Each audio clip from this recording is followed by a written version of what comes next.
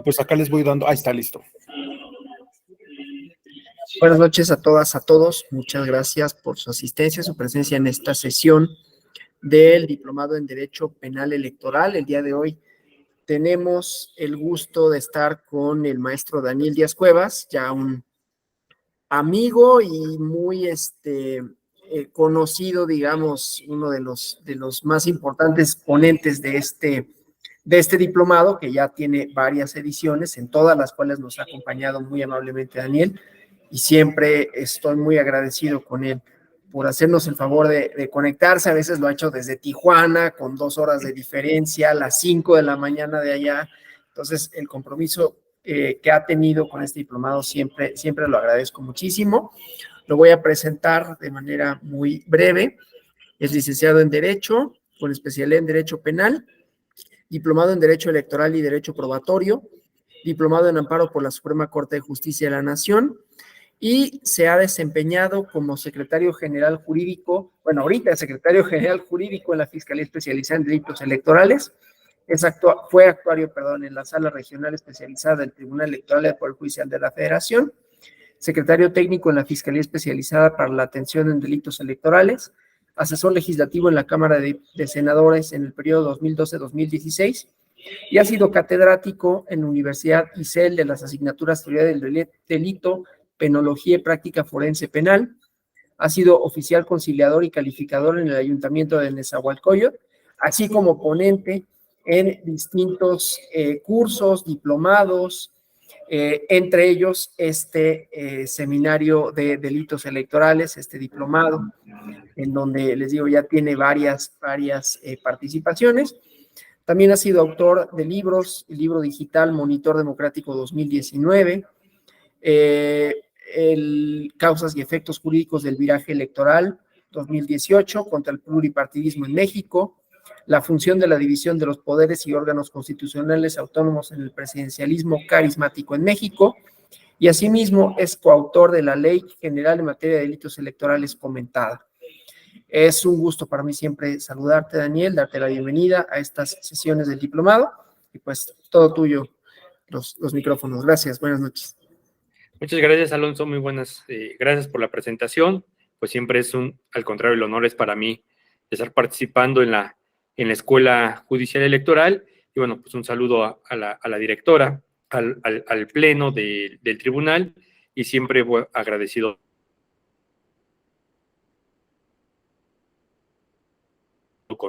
con ustedes y en especial con y bueno, pues vamos a empezar.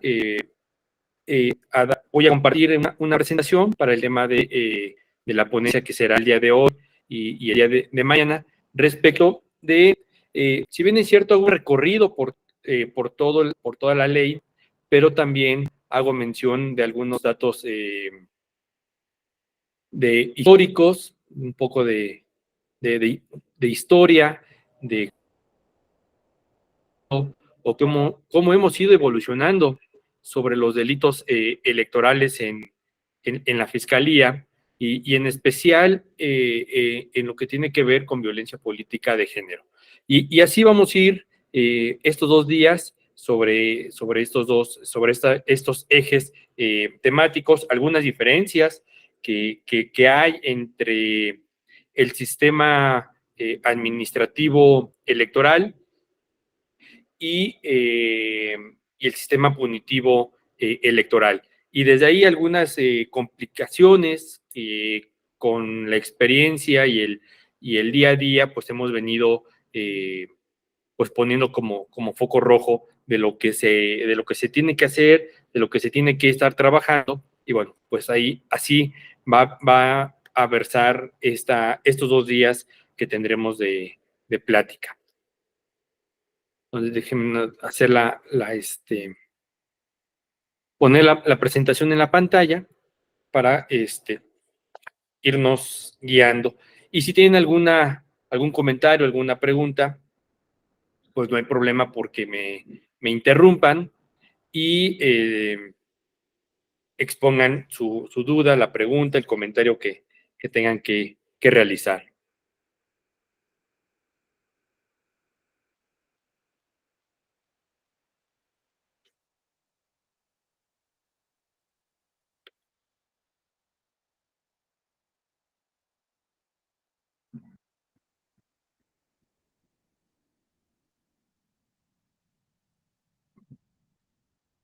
ahí ya ven la presentación. No, aquí yo no la veo, Daniel. Yo tengo problemas de conexión, por cierto, ¿eh? Entonces, ahorita ya se está viendo. Ok. Sí, sí se ve, ¿eh? Sí se aprecia. Sí se ve la Muchas gracias. presentación.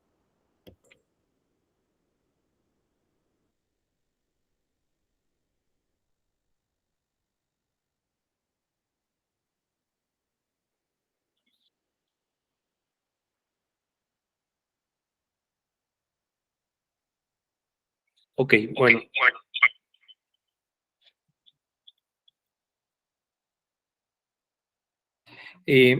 Bueno, pues vamos a empezar. Nada, estaba esperando que se pusiera en pantalla completa, si no nos va a ir atorando bueno, ya está poniendo.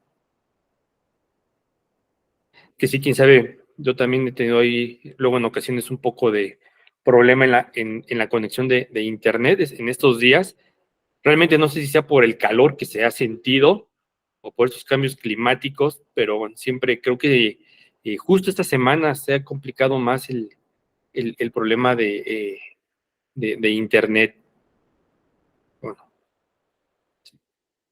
les pido ahí un par de segundos en lo que se carga la pantalla completa.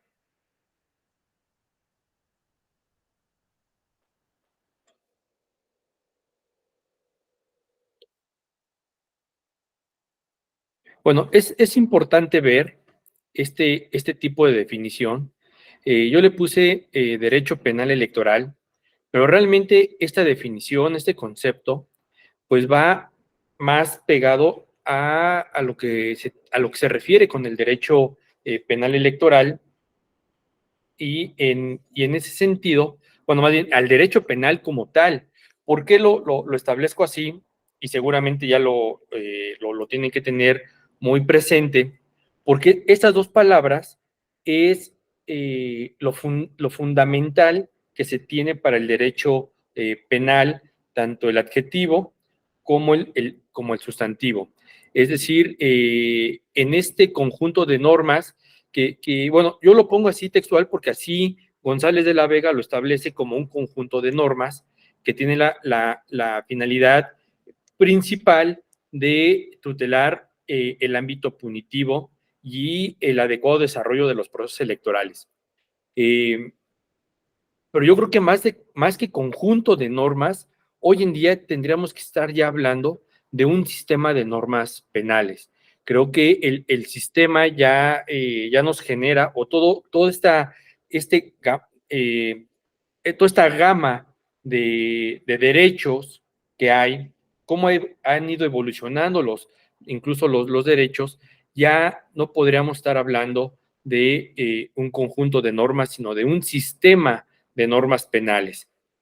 El derecho penal, bueno, pues es un conjunto, por eso es que digo que ya no es un conjunto, sino tiene que ser un sistema, porque hay instituciones, hay estructuras, hay autoridades internacionales, no nada más en lo local, y en lo local me refiero a la Comisión, a la Corte, es decir, al Sistema Interamericano de Derechos Humanos, sino también tenemos que mirar al sistema universal de derechos humanos, a las cortes de derechos humanos de Europa, de África, y al propio sistema interamericano de derechos humanos. Y por eso es que establezco, bueno, que lo tengo así como un conjunto de normas, porque son definiciones de otras personas, pero bueno, yo estoy convencido de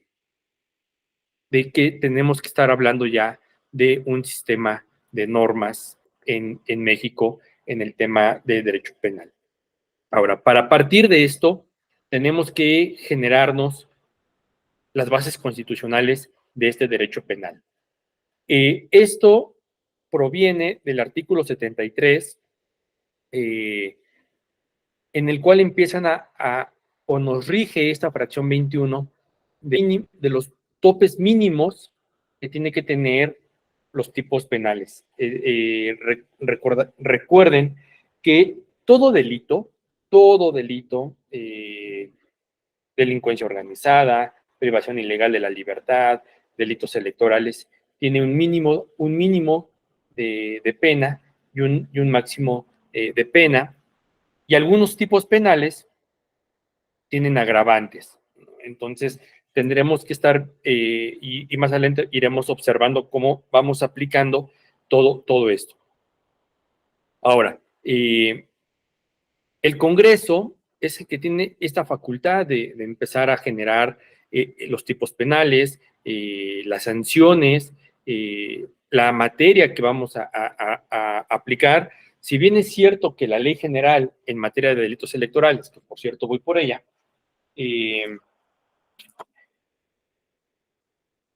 haré un comentario aquí. A mí, yo creo que el nombre real o el correcto, más bien porque el nombre real es ley general en materia de delitos electorales, el nombre correcto tendría que ser una ley federal. ¿Por qué? Porque México está constituido en un federalismo. Y ante ese federalismo tendríamos que estar recurriendo al tema, a las leyes federales de aplicación general, ¿no? Entonces, pero bueno, hoy en día lo que tenemos es esta ley general en materia de delitos electorales que es aplicable para todo el territorio nacional, para todas las entidades federativas. Ante ello, pues tendríamos que estar generando estas diferencias de fueros, el fuero común y el fuero federal, es decir, delitos federales y delitos locales, dependiendo de la elección. Pero también puede generarse que en una elección 100% local, como las que acaban de pasar, Estado de México y en el Estado de Coahuila, ¿pueden darse delitos federales? Sí, por supuesto. El artículo 116 es otra de las bases constitucionales que tiene esta ley general, en el cual, bueno, pues empieza a generarse, pues aquí los delitos y en qué materia se van a imponerse, ¿no? La materia electoral, sí, pero también en un tema de cómo, de este fuero, del fuero federal y del fuero común. ¿Qué son los delitos electorales? Aquí se podrán dar cuenta que, como lo dije al principio, hay dos palabras claves que tenemos que tener muy en cuenta para los delitos, para cualquier tipo de delitos. Aquí les voy a hablar de delitos electorales, pero gran parte de estas definiciones, de estos conceptos, bien pueden generarse para cualquier otro tipo de delito, ya sea federal o local, y me refiero a las acciones y omisiones, es decir, que los delitos electorales son todas aquellas acciones u omisiones, es decir, un hacer o dejar de hacer, que ponen y que lesionan o ponen en peligro el adecuado desarrollo de la función electoral. Y aquí es donde viene una de las principales problemáticas que tienen los delitos electorales. Si nos vamos al artículo 1 de la Ley General en materia de delitos electorales, nos vamos a encontrar con esto, que el artículo 1 nos establece que esta ley protege el adecuado desarrollo de la función electoral. Y aquí, entonces, tendríamos que ver cuál es nuestro bien jurídico tutelado. Nuestro bien jurídico tutelado, entonces, viene en esta tesitura, el adecuado desarrollo de la función electoral, y ahí. Pero, si nos empezamos a ir ya a partir del artículo 7, que es donde empiezan los delitos electorales, pues nos encontramos con ciertas características que nos establecen otros bienes jurídicos tutelados. Entonces, los delitos electorales son los únicos delitos que tienen dos bienes jurídicos tutelados. la función electoral, el adecuado desarrollo de la función electoral y, como lo dice Antonio Solera, las características del voto. Es decir, el voto es otro bien jurídico tutelado específico. Es decir, el adecuado desarrollo de la función electoral es un bien jurídico protegido general, porque así lo establece desde el artículo 1, y bienes jurídicos tutelados en específico. El voto, el derecho de reunión, el derecho de el derecho de no cometer violencia política de género. Ese es otro bien jurídico protegido tutelado, que el día de mañana iremos viendo como un tipo de delitos en particular. Vamos a ir viendo y desglosar delito por delito y vamos a ir viendo las características de cada uno de ellos y cuáles pueden aplicar para únicamente son delitos federales, porque hay y que algunos otros también se dan en elecciones locales. Hay diferencias, como yo les decía, tenemos que hacer estas diferencias. Estas son, desde mi perspectiva, las más importantes, o una de las más importantes diferencias entre delitos electorales, es decir, entre el sistema punitivo electoral y las faltas administrativas electorales. Los delitos electorales, como lo sabemos, ¿cuál es su materia? Penal electoral. Y le ponemos electoral para hacer una diferencia, pero realmente es materia penal. Y aquí le pudo haber puesto, si estuviera yo dando una clase de delincuencia organizada, pues bien le podría poner materia penal de delincuencia organizada, como un tipo de apellido. Las faltas administrativas, pues es lo administrativo electoral, es decir, lo que tenga que ver con el INE y a su vez con el Tribunal Electoral del Poder Judicial de la Federación.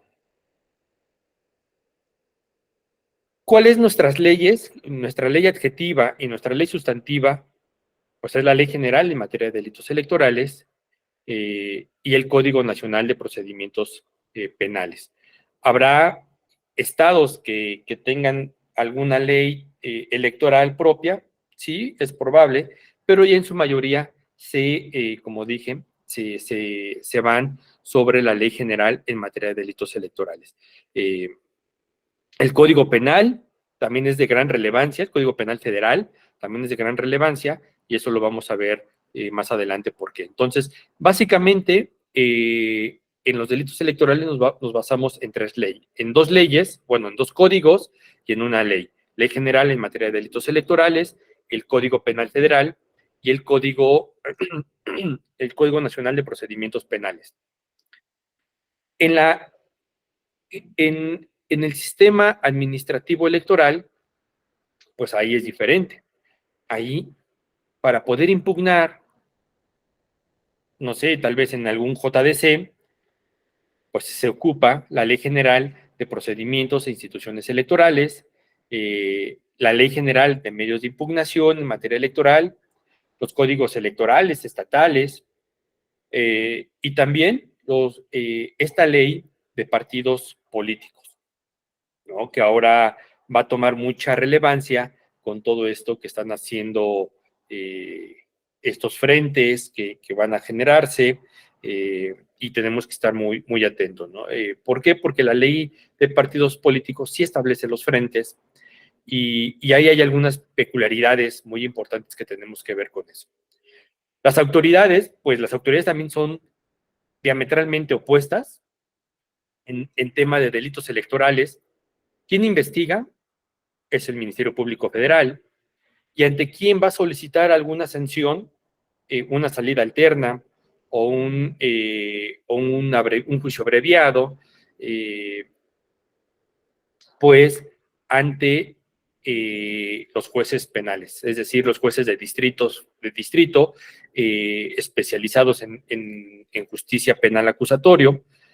Y acá, en los temas administrativos electorales, pues será el INE en algún PES que tengan, es decir, en algún procedimiento especial sancionador y ante los tribunales electorales, es decir, ante el Tribunal Electoral del Poder Judicial de la Federación o ante los tribunales de cada entidad federativa. ¿Qué puede sancionar el tribunal?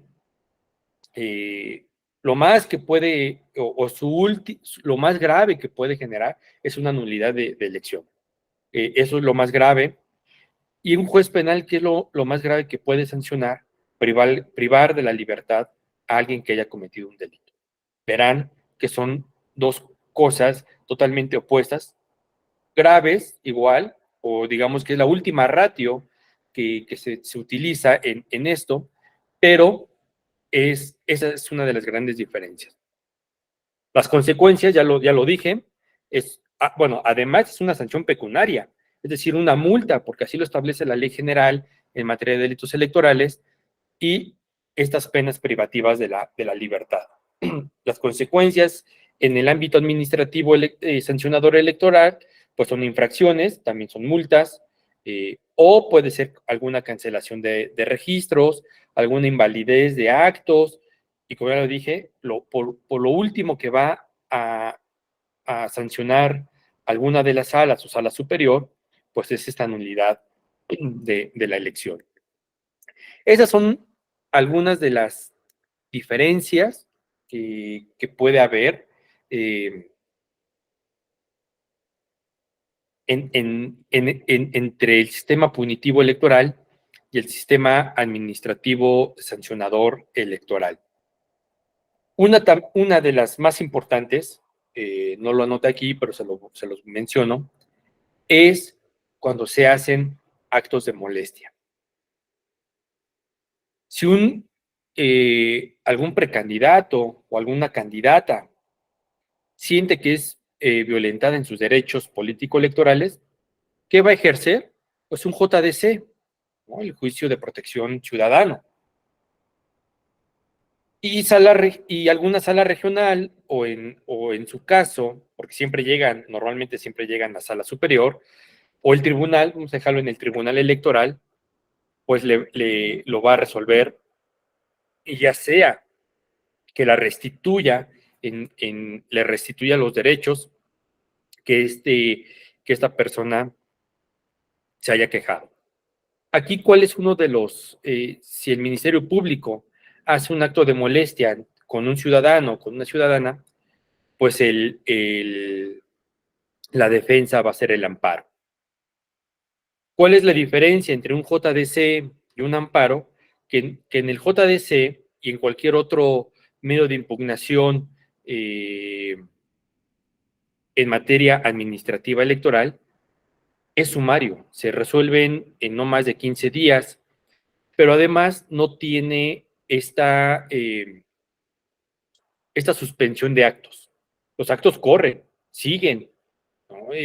Porque así lo establece la ley GIPE, ¿no? La Ley General de Procedimientos e Instituciones Electorales. No hay suspensión de actos ante un JDC. Ante el amparo sí. Ante el amparo se va a alguien, genera el amparo, y aquí el juez de distrito o el juez o el tribunal, algún magistrado del tribunal le va a establecer la suspensión del acto, ya sea provisional, tal vez después definitivo, y después de eso se llevará la audiencia constitucional, y de ahí determinará si le concede o no la protección de la justicia federal, es decir, si le concede o no el amparo. Pero mientras, si es que él alegó que hay una orden de aprehensión, pues no puedo ejecutar esa orden de aprehensión. ¿Por qué? Porque se suspenden los plazos, se suspenden los actos, se suspende todo en el amparo. Por eso es que en un delito electoral, pues nos podemos llevar mucho tiempo peleándonos entre que resuelven un amparo, la queja, en fin. Acá no. En las faltas administrativas, como dije, todo es sumario, es decir, todo se va muy, muy rápido. Ahora, la historia de los delitos electorales, pues los delitos electorales no es nuevo.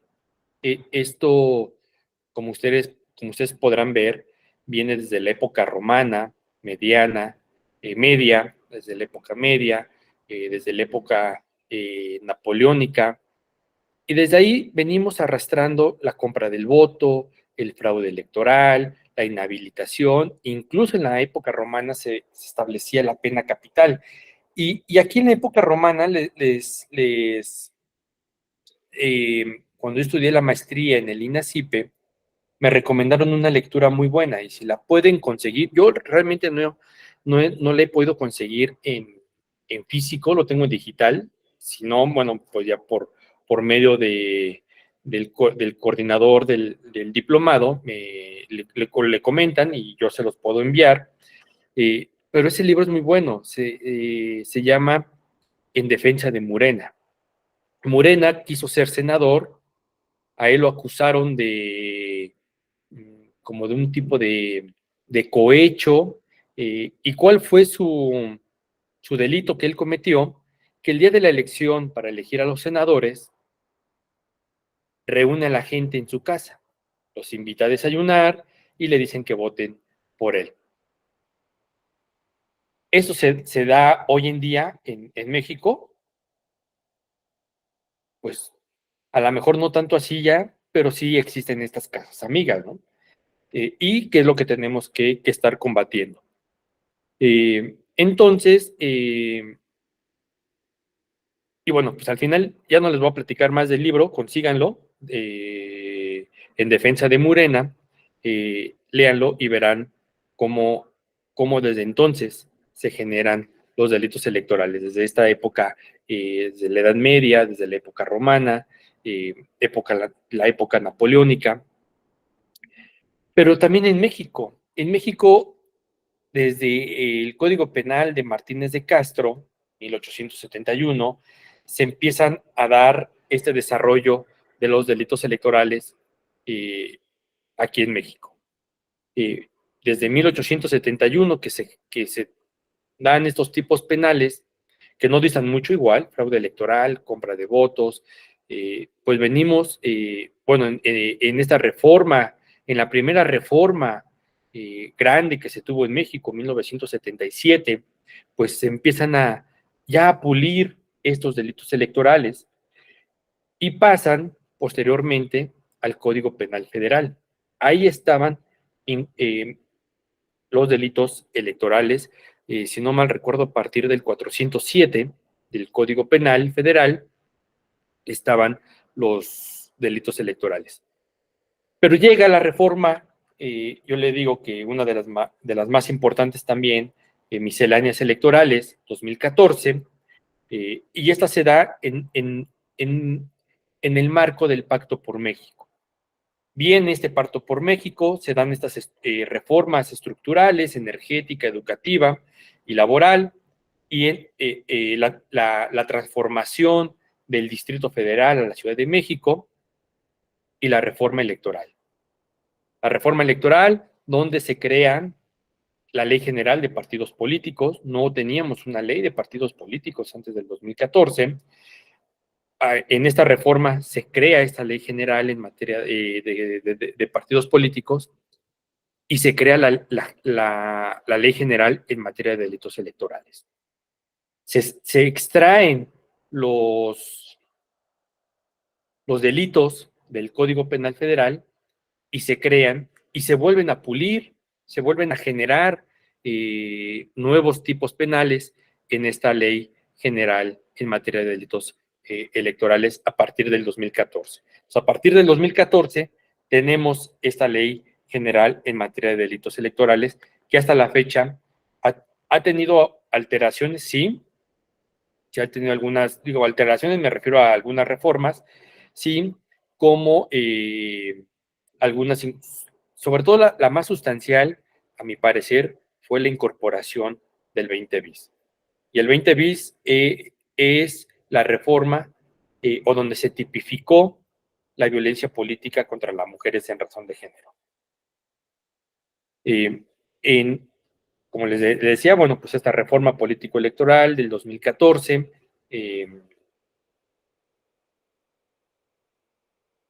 se da. El 23 de mayo entra en vigor la Ley General del 2014, la Ley General en materia de delitos electorales, y aquí es donde empieza, como ven en esta lámina, pues les nombro algunos bienes jurídicos tutelados específicos, como la democracia, el voto en sus dos vertientes, activo y pasivo, y la participación ciudadana.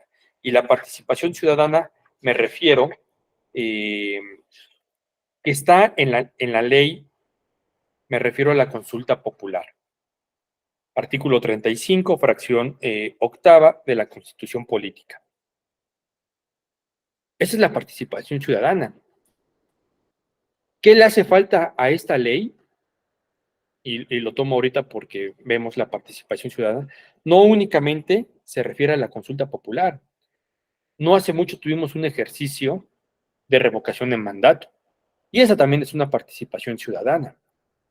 Pero no está establecida en la Ley General en materia de delitos electorales. Si ustedes se remiten a la ley, al artículo primero, únicamente está la consulta popular, como se establece, artículo 35, fracción octava, pero se les olvidó poner la fracción novena, que es la de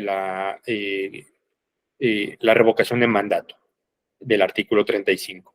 Entonces, bueno, pues tenemos ahí esta laguna, ¿no? O esta grieta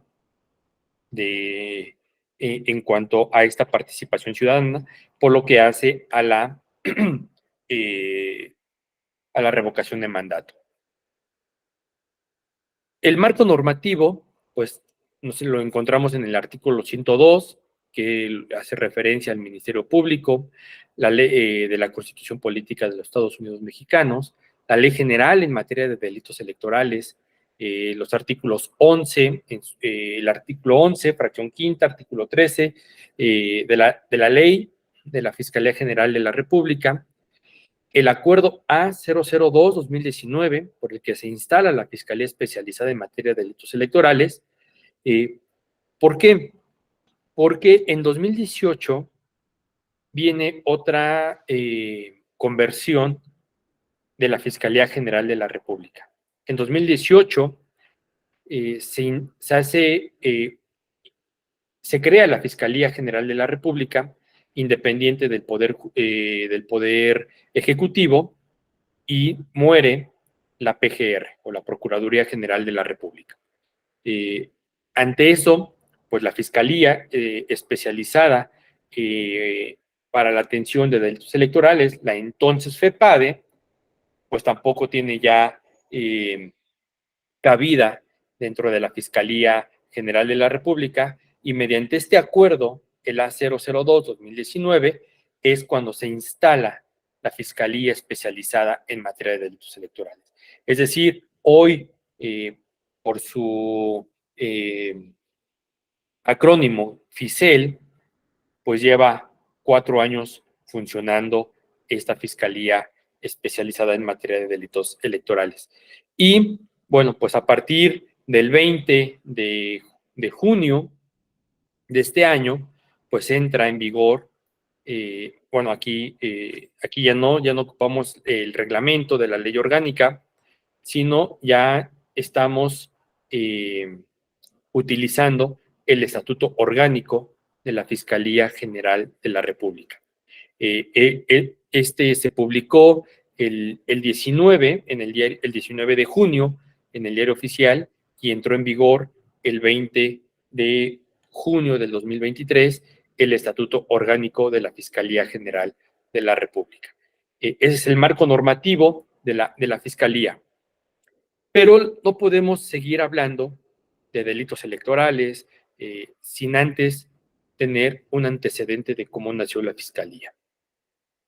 La Fiscalía nace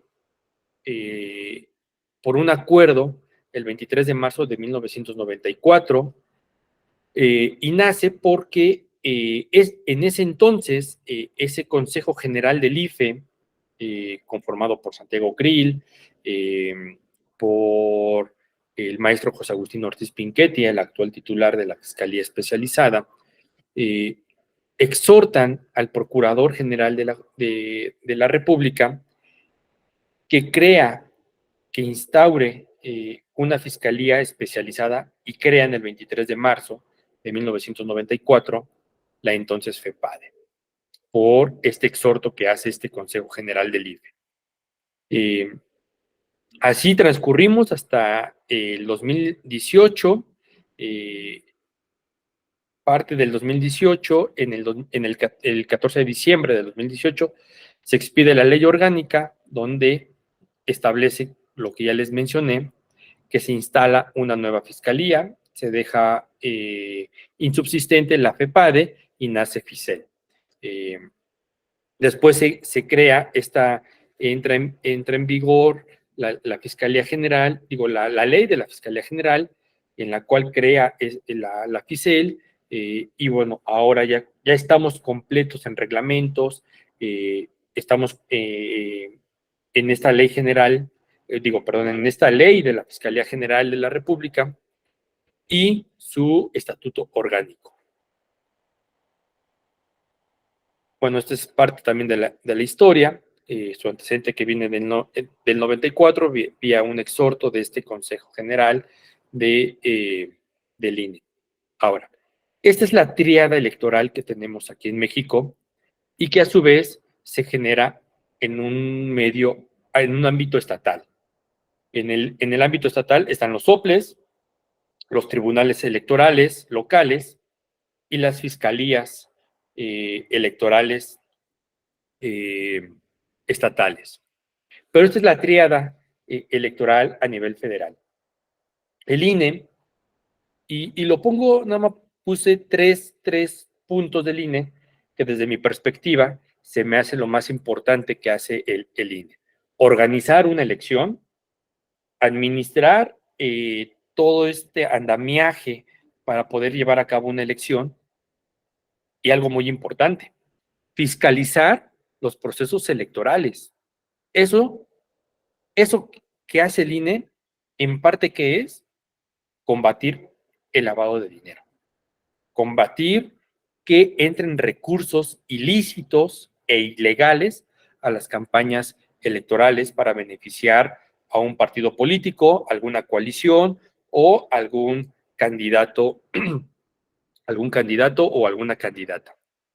El Tribunal Electoral, pues imparte justicia electoral administrativa, así le llamo yo, por lo que ya dije hace un rato, en estas diferencias que hay del INE, del Tribunal Electoral y de la Fiscalía Electoral. ¿Qué hace la Fiscalía? Pues previene, persigue e investiga delitos electorales.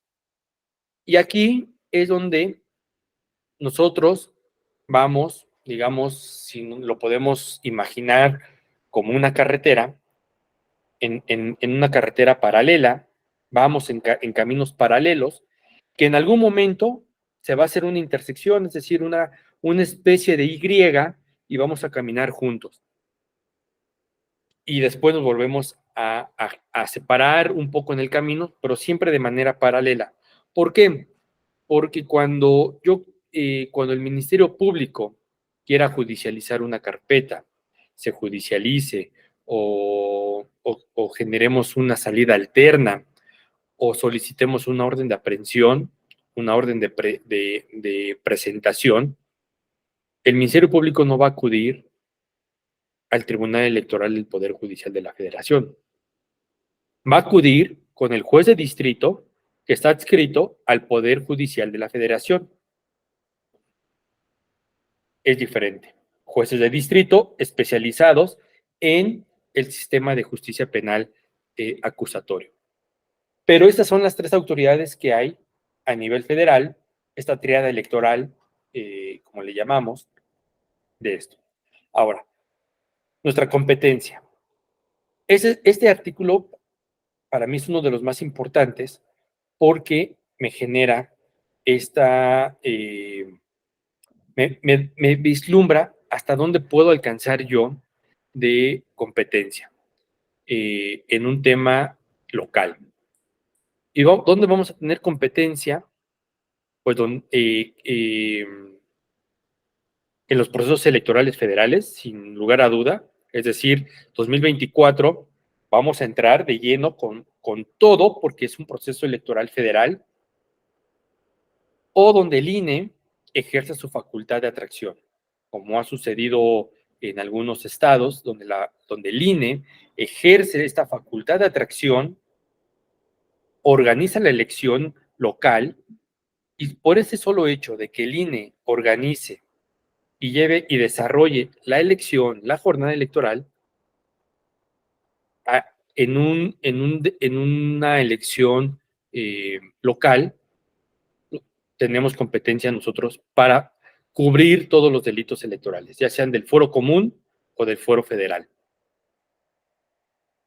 Los que se actualicen en el artículo 51 de la Ley Orgánica del Poder Judicial de la Federación, también tenemos competencia ahí. Y dejo este último, porque este último es meramente respecto a una elección del fuero común. Es decir, aquí estamos hablando esto de que se inicie, prepare o cometa en el extranjero y surta en el territorio nacional, pues estamos hablando de la elección de los diputados migrantes. Diputado migrante, fuero local o una elección local, pero que se genera en el extranjero y tiene impacto en territorio nacional.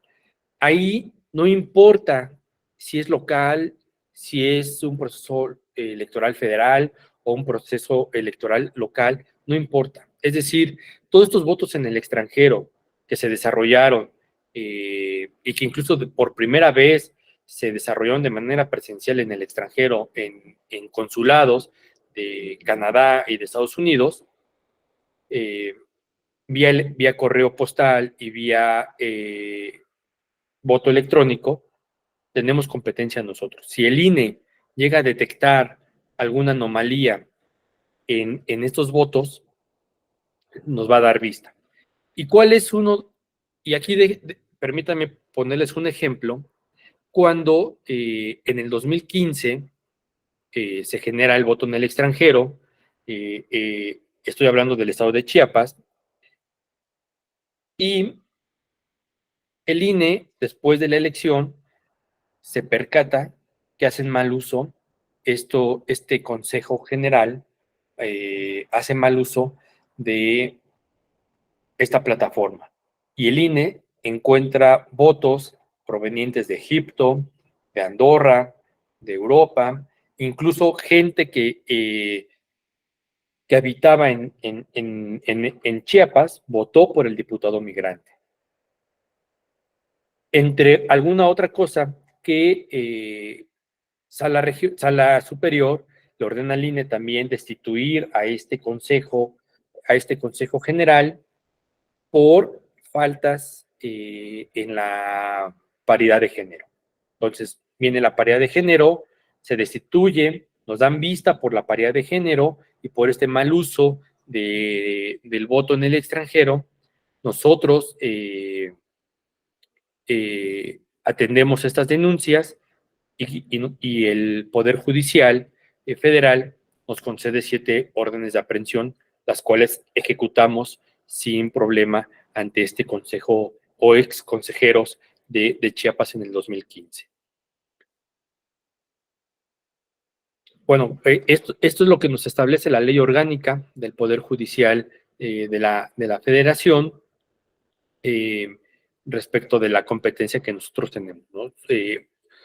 Del ámbito o del orden federal, y aquí es donde, y bueno, pues el Ministerio Público también puede ejercer su facultad de atracción si del delito del foro común se percata que hay posibilidades de que haya un delito federal, puede ejercer su facultad de atracción, o que se estén generando cuestiones de una mala práctica de investigación, tal vez puede ser un asunto relevante.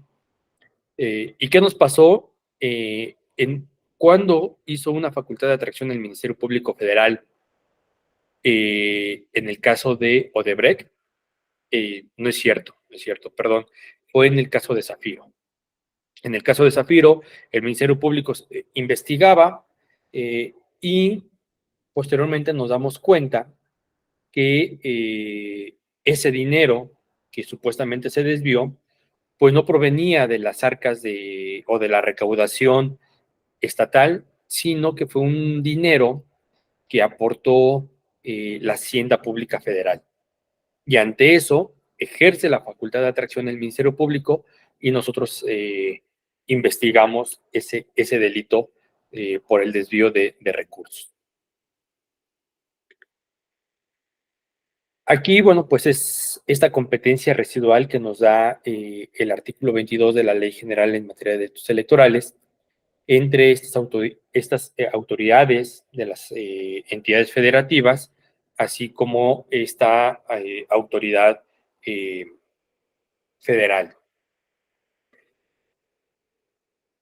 Ahora, bueno, pues ya que vimos esta parte, un poco de la parte de la historia, de cómo nace la fiscalía, de algunos conceptos o definiciones de los delitos electorales, pues entraremos propiamente en materia. Los delitos electorales tienen algunas características, como todos los delitos electorales. Hay algunos delitos que por su naturaleza son delitos materiales o de lesión o que ponen en riesgo el bien jurídico. Pero algunas de las características más importantes de los delitos electorales es que todos los delitos, todos los delitos electorales son dolosos. No hay ni un delito que quepa la culpa, ninguno. Y esa es una de las características principales de estos delitos electorales. Todos son dolosos. Porque en efecto, así como lo establece Zaffaroni, es esta voluntad del pensar qué es lo que voy a hacer, lo desarrollo y lo hago. Es decir, en quiero hacerlo y lo voy a hacer y obtengo el resultado de lo que pensé. Es decir, si yo quiero robarme una urna, pienso, ya lo pensé, sí, el día de la jornada electoral, si veo que a lo mejor hay mucha afluencia de votantes, pues me voy a llevar la urna, me la voy a robar, sí, me la voy a robar, ya lo pensó, y va a esperar a que sea la jornada electoral para llevarse la urna. Entonces, pensó, pensó y quiso ese resultado típico. Los delitos electorales se persiguen de oficio, todos. Ninguno, bueno, y se persigue de oficio, hay que hacer una aclaración aquí. El que se persiga de oficio no es que se inicie de oficio la investigación.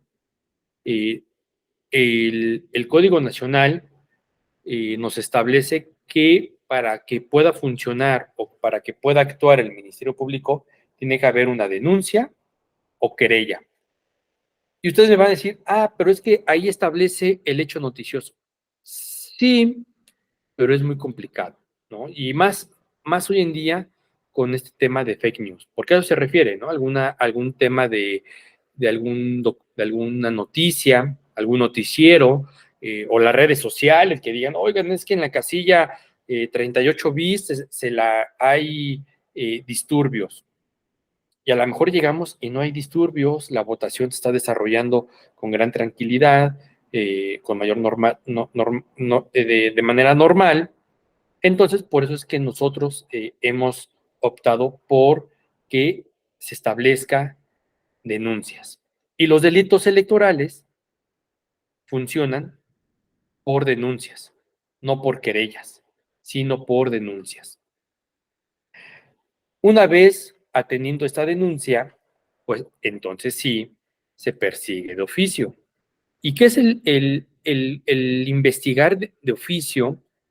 que el Ministerio Público por sí solo va a obtener los medios de prueba o los indicios que después serán medios de prueba, datos de prueba y prueba como tal depende de la etapa del juicio, sí, de la etapa del proceso del sistema de justicia penal acusatorio que tengamos.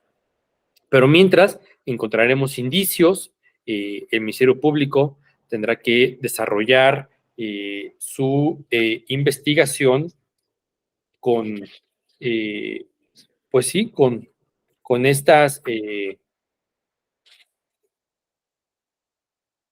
con esta facultad que tiene, es decir, cómo se va el Ministerio Público, cómo va a generar estos indicios o estos medios de prueba.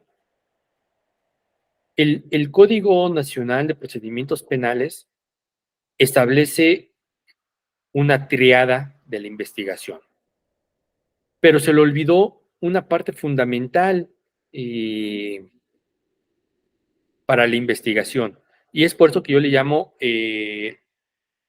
la tetralogía de la investigación, es decir, Ministerio Público, peritos, policía de investigación y analistas. Los analistas son los que hacen la inteligencia, los que pueden desarrollar, eh, eh, digamos, pueden analizar una noticia, un periódico y decir, en efecto, tenemos que buscar delimitar un radio, ¿no? Es decir, un analista te va a decir, no podemos, en una investigación, no podemos irnos más allá de 2 kilómetros a la redonda en una búsqueda. En fin, entonces, esta tetralogía de la investigación, quien la va a comandar el Ministerio Público, tiene que ir en esas 4 conceptos: Ministerio Público, analista,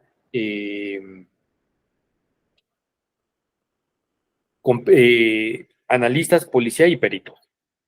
Y es conforme todos ellos, los analistas, la policía y los peritos son quien le va a abastecer al Ministerio Público de estos indicios.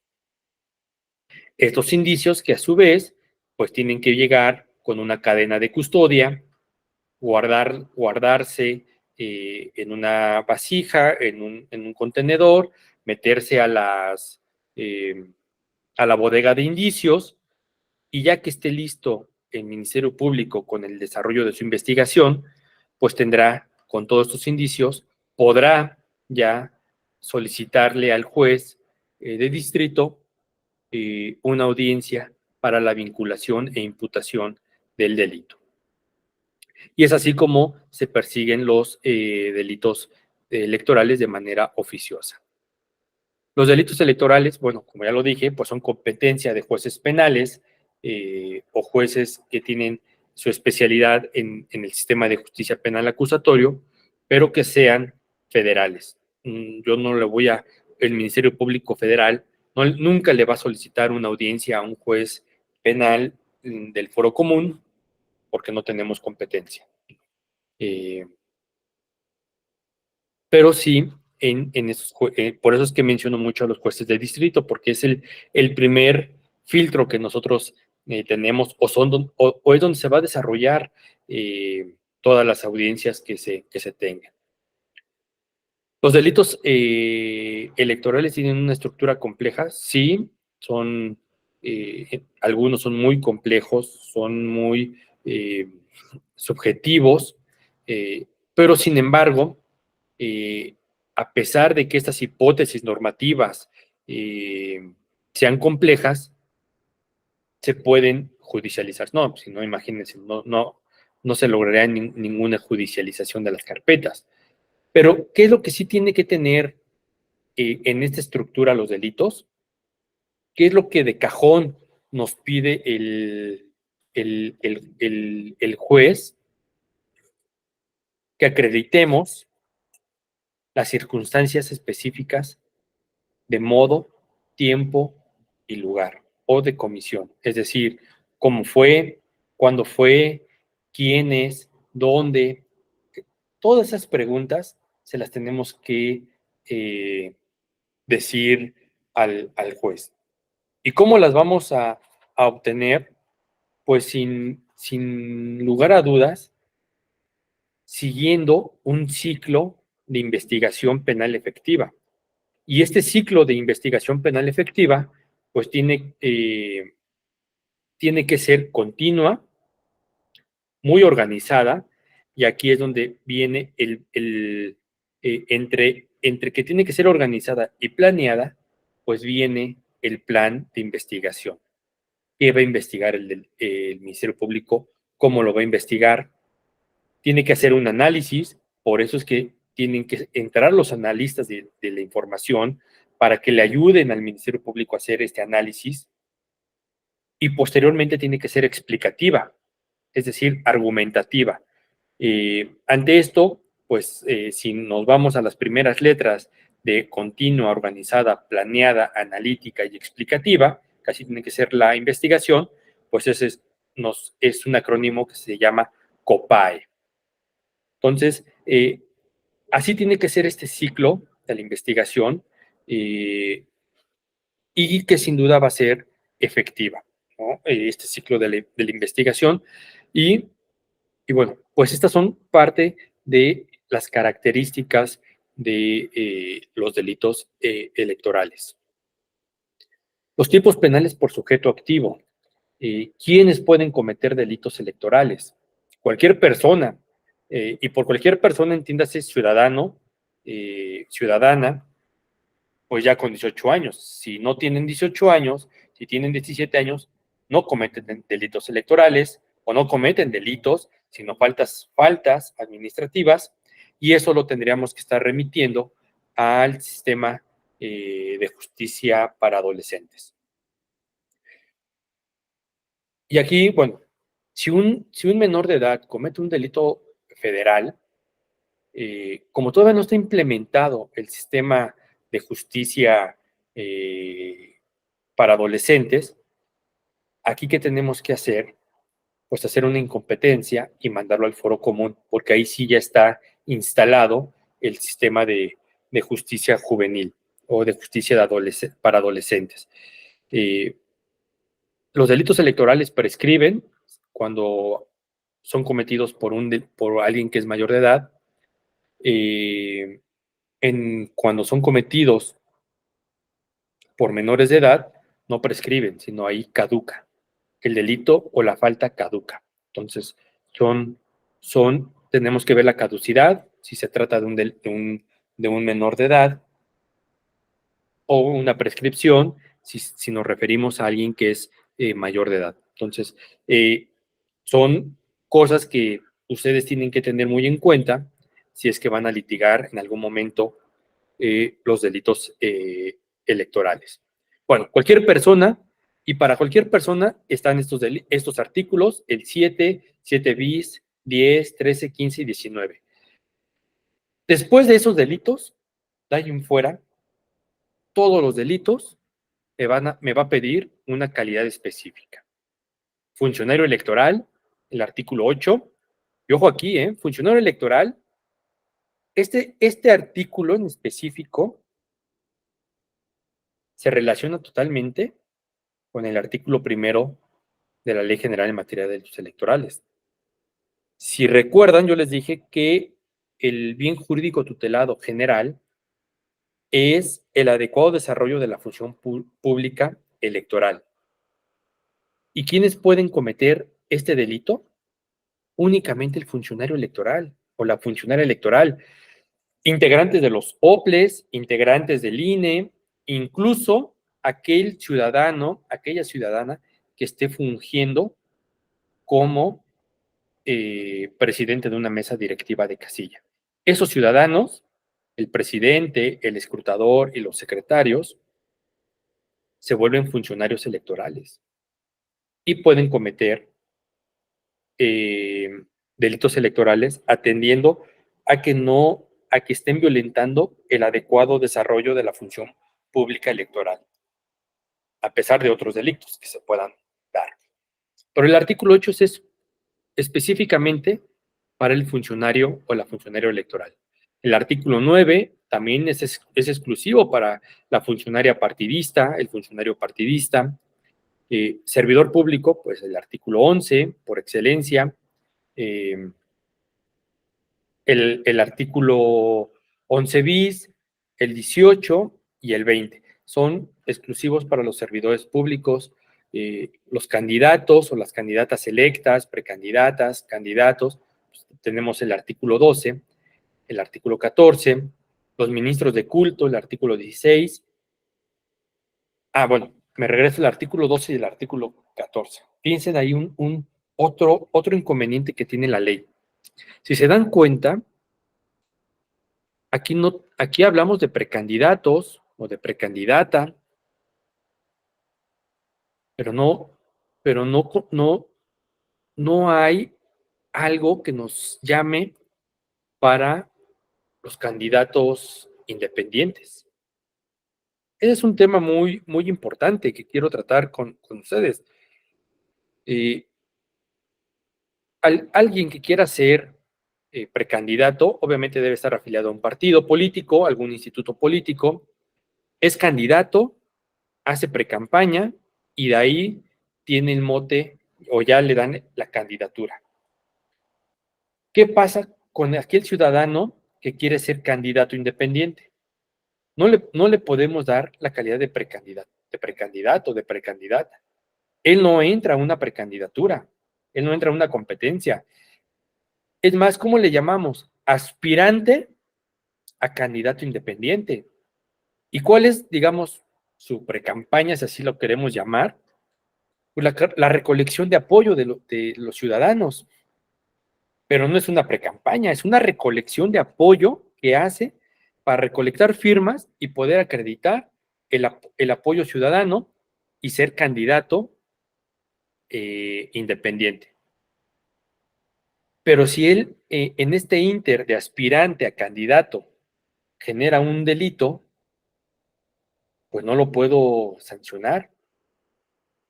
O sea, no hay un tipo penal que abarque al candidato independiente. Ya llevamos 2 problemas grandes en esta ley. ¿Qué vamos a hacer con la revocación de mandato? ¿Y qué vamos a hacer con los candidatos independientes o las candidatas independientes? Los ministros de culto, bueno, también es todo un tema ahí para cuando se quieran sancionar. Posteriormente vamos a ir viendo el día de mañana cuando lleguemos en específico a ver los delitos que pueden cometer los ministros de culto. Y los fedatarios públicos. Toda aquella persona que tenga fe pública puede cometer delito electoral. Y está en el artículo 17. Ahora, pues tenemos que ver la teoría del delito. La teoría del delito es básica porque sin ella no vamos a poder acreditar los tipos penales. No vamos a poder atender este nexo causal que hay entre el hecho y el tipo penal. Es decir, el hecho se tiene que ajustar bien, tiene que empalmar al tipo penal. Si no empalma, si no embona, no podemos acreditar el tipo penal. Va a ser imposible. ¿Por qué? Porque si no embona el hecho, la actividad, el hacer o el no hacer, la acción o la omisión, si no embona con el tipo penal, pues no vamos a poder acreditar las circunstancias de modo, tiempo y lugar, y el juez de control no nos va a vincular, no nos va a judicializar la carpeta. Pero bueno, la teoría del delito, pues se van generando varias escuelas desde que se creó la teoría del delito. La escuela causalista, que es la escuela clásica, la escuela finalista, la neoclásica y la funcionalista. La escuela causalista, bueno, pues desde que entró el positivismo al ámbito penal, que lo inicia von Litz, él genera el positivismo en el derecho penal. él genera, o él es uno de los padres de la escuela clásica en estas, y bueno, pues él dice que a toda acción corresponde una reacción. Es decir, a toda acción, pues le corresponde, es este nexo causal que hay, ¿no? Entre el hecho y el tipo penal. La conducta, y así lo establece en su positivismo él, que la conducta es el movimiento corporal voluntario que ocasiona un cambio en el mundo fáctico. Es decir, que hay un cambio en el mundo real y por eso tendríamos que hacer este juicio de reproche al ciudadano por este resultado típico que hay. Es así como él, y por eso es que, como se dan cuenta con estas dos cuestiones, déjenme hacer un paréntesis, de la revocación de mandato y de las candidaturas independientes, pues nuestra ley queda rebasada. O sea, para que una ley pueda sostener una paz social, pueda generar un sabor de justicia, tiene que estar adecuado al mundo fáctico. Si una ley, si una reforma no está adecuado al mundo real, no hay este cambio fáctico, pues va a ser una ley que no sirve. Y si una ley penal, sobre todo una ley penal, que es nuestra materia, no funciona, vamos a caer en impunidad. Y eso, para el derecho penal, pues es muy grave. Es muy grave porque genera conductas más agresivas. Los elementos del tipo de la escuela clásica, pues está la conducta, la tipicidad, ¿no? Y la culpabilidad. Aquí, en esta escuela clásica, pensaban que el dolo, que el dolo tenía que estar dentro de la culpabilidad. Posteriormente, el dolo sale de esa teoría y ya el dolo se encuentra solo. Pero aquí von Litz decía que en la culpabilidad estaba el dolo y estaba la culpa. La escuela neoclásica, bueno, pues ahí se trasladan estos mismos elementos de valoración jurídica y cultural, pero aquí ya agregan elementos subjetivos y normativos. Igual que hoy esta ley también tiene esos tres elementos, los subjetivos y los normativos. Tenemos que ver estas conductas normativas o estas conductas subjetivas que se van dando en los delitos electorales. En la escuela finalista, pues está Hans Felzel, este alemán, en el cual, bueno, pues decía que la acción final consiste en demostrar que la conducta lleva un fin. Es decir, este fin, pues, ¿cuál es la finalidad de que yo me lleve una urna, ¿no? Por ejemplo, o cuál es cuál es el fin de que yo pueda tener un arma de fuego, por ejemplo, ¿no? A diferencia de, ya aquí esta escuela finalista, a diferencia de las dos anteriores, de la clásica y de la neoclásica, ya coloca el dolo y a la culpa como elementos subjetivos del tipo penal. Es decir, aquí ya los pone en dos, no los engloba como si lo hacía la clásica en la culpabilidad, sino ya los genera como dos tipos o dos conceptos diferentes. Aquí en toda la conducta, pues va a ser un movimiento corporal voluntario y que tiene un cambio en el mundo fáctico. Los elementos de la tipicidad, como podrán ver, ya empieza a generar la escuela finalista, ya nos empieza a ver las características de la teoría del delito: conducta, tipicidad, antijuridicidad y culpabilidad. Y posteriormente, bueno, y sus elementos, o sea, va a haber elementos negativos, estos son elementos positivos: la conducta, la tipicidad, la antijuridicidad y la culpabilidad. Pero nos va a hacer falta uno, bueno, la escuela, y así viene evolucionando. Llega Claude Roxin en la escuela funcionalista, que después yo creo que se une a esa escuela, sin creerlo mucho, este otro alemán, ay, Dios, se me fue el nombre, Roxin y Jacobs, Gunther Jacobs, ellos dos, bueno, llega, pero Jacobs, como lo establece la lámina, se va a un funcionalismo extremo. Claude Roxin es más moderado. ¿Por qué? Porque Jacobs, ahí es donde nace, o él empieza ya, no nace, porque es esto del concepto del derecho penal del enemigo, pues no es nuevo. De hecho, Juan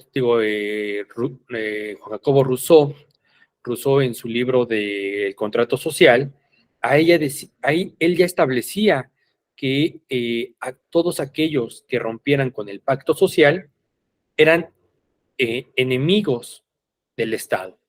Entonces, desde Rousseau ya se utilizaba esa palabra del enemigo, la retoma Jacobs con este funcionalismo extremo y pone en boga este concepto del derecho penal del enemigo.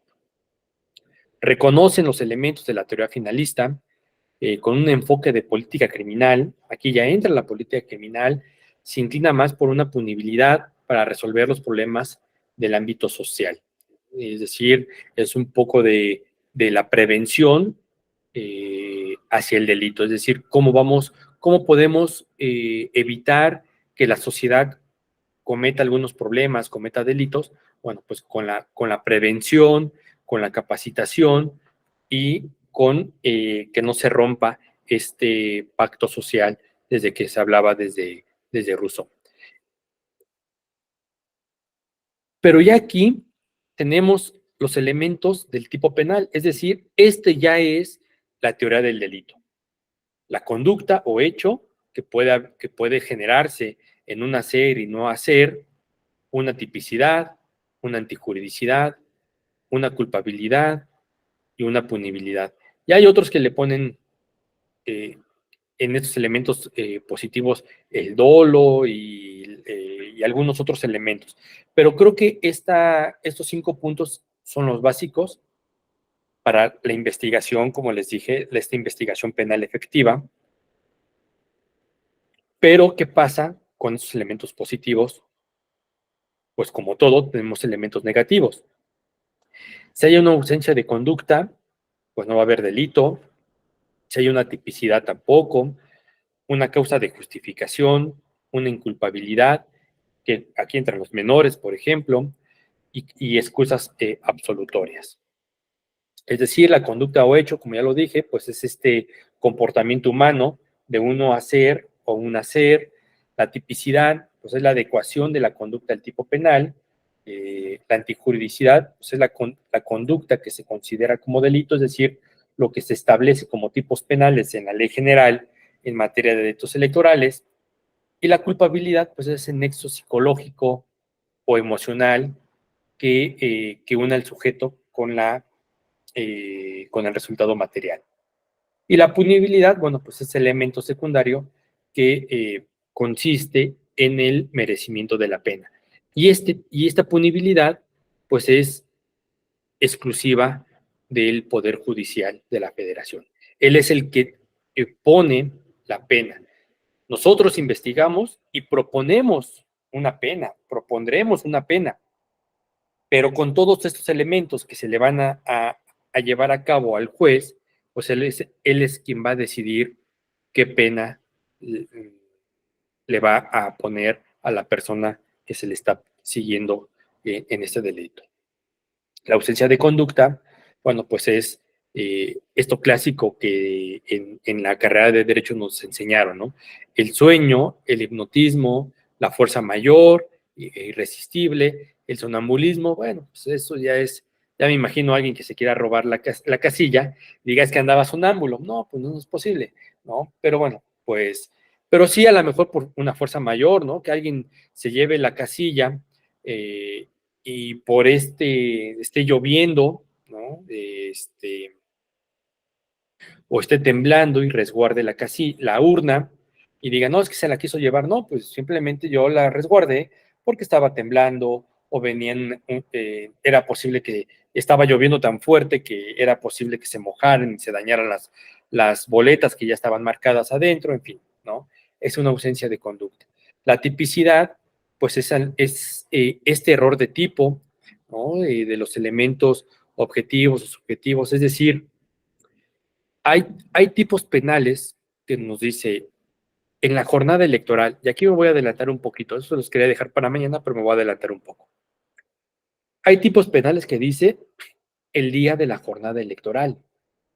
Y el día de la jornada electoral inicia a las 8 de la mañana y concluye a las 18 horas. Ese es el día de la jornada electoral. Y hay otros tipos penales que dice, que establece en la jornada electoral. Digo, perdón, la jornada electoral va de 8 de la mañana a 18 horas. Esa es la jornada electoral. El día de la jornada electoral es desde el momento en que se instala el Consejo General hasta que se empieza, hasta que clausura o se empiezan a generar los primeros datos en el PREP, ¿no? Hasta que se clausura el Consejo General, ese día termina. Hasta entonces es cuando termina el día de la jornada electoral. Entonces, ese es un eh, elemento normativo. Tenemos que ver qué es lo que nos puede estar normando, cuál es esto que nos elementos. Si no, o aquel tipo penal que dice, que establece, retenga las credenciales del elector el día de la jornada electoral. Lo normativo es el día de la jornada electoral o en la jornada electoral. Pero ¿qué pasa si retiene las credenciales un día antes? Pues no comete ese delito electoral. Podrá cometer otro, que mañana lo veremos, en efecto, hay otro, que ese tipo penal es un tipo penal abierto, que no me establece un tiempo en específico en el cual se puede desarrollar, es decir, se puede desarrollar en cualquier momento. Alguna causa de justificación, puede ser una legítima defensa, algún movimiento reflejo, en fin. Causas de inculpabilidad, un estado de necesidad disculpante, una inimputabilidad, es decir, algún menor de edad, a él no le puedo yo imputar un delito, o algún error de prohibición, alguna inexigibilidad de otra conducta, es que decían, pues no me podrías exigir otra conducta más que esta que se tuvo que ver dado. Entonces, ante esta causa de inculpabilidad, pues no le puedo generar. Esto lo tienen que tener muy, muy en claro, porque prácticamente estos elementos negativos son los que ustedes tienen que alegar si es que van a defender a alguien que haya podido cometer algún delito electoral. Tienen que ver qué elementos negativos se dan para poder hacer una defensa. Bueno, nuevamente, como reafirmar estas características de los delitos electorales, que todos los delitos son dolosos, que hay un bien jurídico tutelado genérico y bienes tutelados en específico. Esa es una de las características que tiene esta ley general en materia de delitos electorales. Bueno, y la imputación objetiva. Esto es muy, muy importante porque ante esto es lo que nos va a llevar a cabo, ya que tenemos nuestra teoría del delito bien establecido, nuestro plan de investigación, nuestro ciclo de investigación penal efectiva, pues cómo vamos a imputar el delito. Y desde mi perspectiva, tiene que ser mediante la utilización de esta imputación objetiva. Obviamente, bueno, y eso se me pasó decirles al principio, pues esto lo que les estoy hablando, pues digamos que es como una pues pequeña embarrada, porque para hablar de la imputación objetiva, pues nos tendríamos que llevar casi un cuatrimestre para hablar de la pura imputación objetiva, o cuando menos 2 meses. Igual de la teoría del delito, ¿no? Nos tendríamos que... ¿Por qué? Porque de la teoría del delito, pues se desprende la teoría del caso, o este plan de investigación que nosotros desde la Fiscalía General de la República le llamamos así, plan de investigación, pero que no es otra cosa más que una teoría del caso. Y esta imputación objetiva, bueno, pues viene inspirado desde Hegel.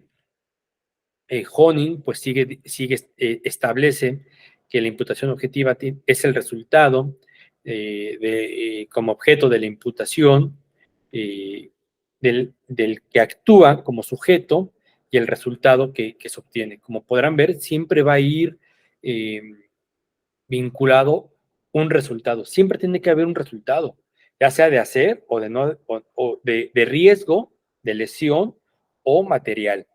De un hacer, que es la conducta, o de un no hacer de la conducta. Tiene que ver objetivamente imputable, es decir, tiene que haber se tiene que embonar muy bien, por eso tiene que ser muy, muy, muy objetivamente imputable esta acción del causante del mismo que ha creado este riesgo jurídicamente desaprobado, es decir, qué es lo que le vamos a reprochar al ciudadano, a la ciudadana, y que el resultado pues, fue típico, es decir, si alguien sanciona por alguien coaccionó a sus subordinados a acudir a un evento político, bueno, pues entonces tendrá que ser sancionado y ese es el resultado típico. ¿Cuál es la protección de la norma que nosotros seguimos? Bueno, pues que este servidor público no coaccione, no obligue a su subordinado a acudir a algún evento político o a dar dinero para el apoyo de algún partido político. En fin, tenemos que cuidar todo esto.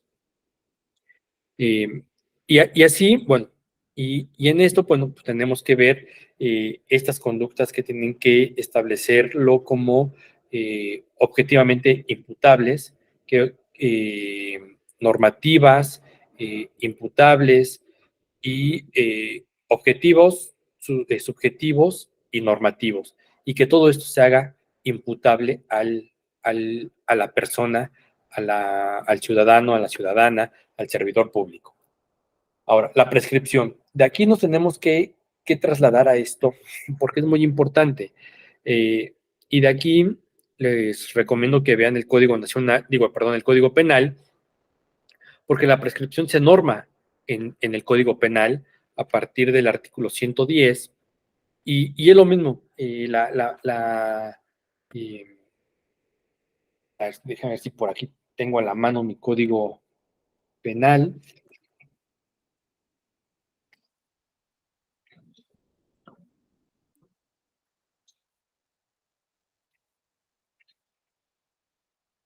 No lo tengo a la mano. Pero bueno, el artículo 110, si no mal recuerdo, es el que nos empieza a normar la prescripción.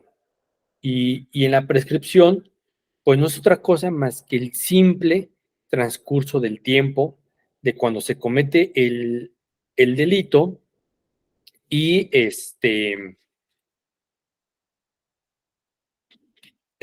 cuando se comete el delito, ver qué delito se comete y cuándo prescribe este delito. Es decir, cuándo ya no puedo yo generar una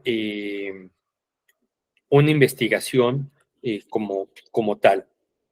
Entonces, pues tenemos que ver que la prescripción tiene bueno, esto es una historia desde desde Jeremías Bentham, desde Beccaria, han tratado de ver la prescripción, y la prescripción ellos la han llamado que era necesaria para eliminar la incertidumbre de las personas que se están persiguiendo como delito. Ante esta circunstancia pues creo que Beccaria lo dijo bien. Eliminamos esta incertidumbre de a quienes estamos persiguiendo del delito, ¿no? Entonces,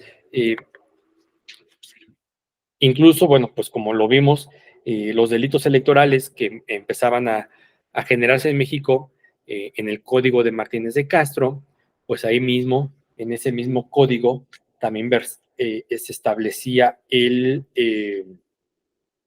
la prescripción de estos delitos. Teorías de la prescripción, bueno, pues es una teoría de la intimidación inexistente, la dificultad de la prueba y sobre todo esa teoría de la seguridad jurídica. Y de eso tiene que versar todo. Tenemos que dar seguridad jurídica a todo lo que nosotros elaboramos, todo lo que nosotros pues hacemos en la fiscalía. Si no damos seguridad jurídica, pues estaríamos incurriendo en una violación de derechos humanos y eso pues estaría pues muy grave, ¿no? Entonces, bueno, y la prescripción pues tiene que correr, puede ser que en dos vertientes. Una, que la prescripción sea a partir de la denuncia y, y, y ahí vamos a poner un caso extremo, que el Ministerio Público no generó ningún acto de investigación. Eh, si, si el Ministerio Público no genera ningún acto de investigación, vamos a suponer que, ¿qué fecha les gusta? Un 7 de enero del 2008 se presenta la denuncia por un delito que en la media aritmética son 5 años. A partir de ese momento, a partir de la denuncia, no, digamos que el hecho se cometió en 2018. La denuncia se presenta en, no sé, ¿qué les gusta? 2023, 9 de enero del 2023, ya de cuando se cometió el hecho a cuando se presenta la denuncia pasan 3 años, más o menos 18, 19, 20, 21, 22. Bueno, pasan como 5 años. Se presenta la denuncia.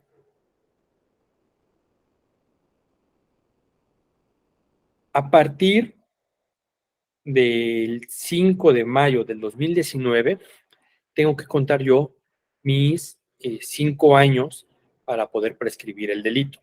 Es decir, el delito 19, 20, 21, 22, 23, 24, es decir, el delito se estaría prescribiendo en el 2024. Imagínense, del 2018 lo traigo hasta el 2024 por estas medias aritméticas, pero no nada más por eso. El Código Penal Federal me establece que la prescripción tiene que verse en sus vertientes de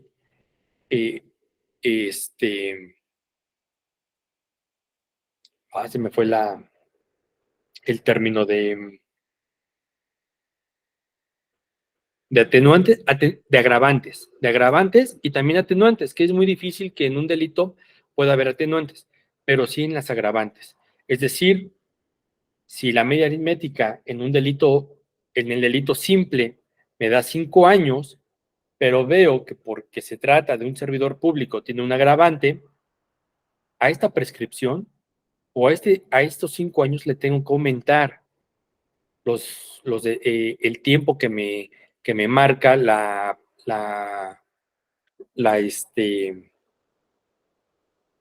agravante y de ahí sacar con sus modalidades. En efecto, así dice el Código Nacional con sus modalidades. Gracias, Luis Rodrigo.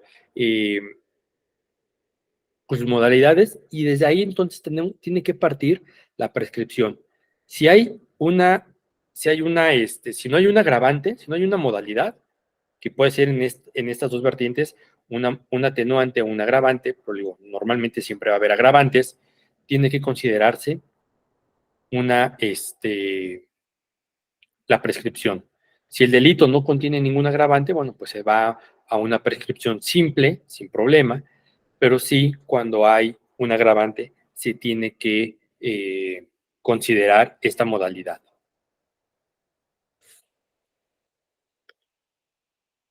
Ahora, pues como lo establecí, de un principio, una de las facultades que tiene esta fiscalía, pues es la prevención del delito. Una prevención general que tiene que ser antes de la producción de la conducta, es decir, un ex antes y una prevención primaria, es decir, ya que se haya acabado o ya que se haya desarrollado la conducta. La prevención antes tiene que ser pues antes de, en esta prevención del delito, como les decía, pues una educación, una capacitación, decirle, bueno, pues si cometes un delito te vas a hacer acreedor a una multa y puede ser que incluso hasta la prisión preventiva oficiosa. En la prevención primaria, pues es llevar a cabo con diversas instituciones y de la sociedad civil, pues estas capacitaciones, cosa que hacemos, tenemos convenios con el INE, generamos cursos, incluso con la Secretaría del Bienestar, también tenemos ahí algunos cursos, damos cursos a la sociedad civil, independientemente de si son afines a uno u otro partido político, eso no nos interesa a nosotros, lo que nos interesa es que la sociedad civil sepa que puede cometer delitos, pero que también ellos pueden ser sujetos de que les cometan pueden ser víctimas de algún delito.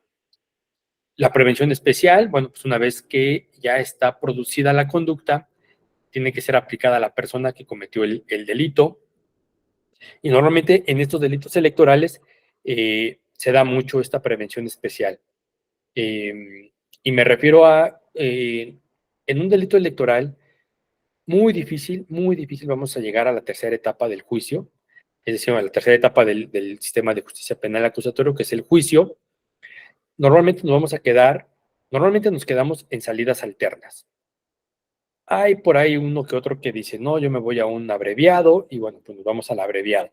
Pero normalmente en estas salidas alternas, ellos dicen, ok, pues sí, yo cometí el hecho, vamos a una salida alterna, y dentro de ese acuerdo le decimos al juez que tiene que tomar cursos de conciencia, es decir, tenemos que concientizar al ciudadano que cometió un delito con cursos que más o menos son 40 horas, los que les damos de curso de delitos electorales, en fin, ¿no?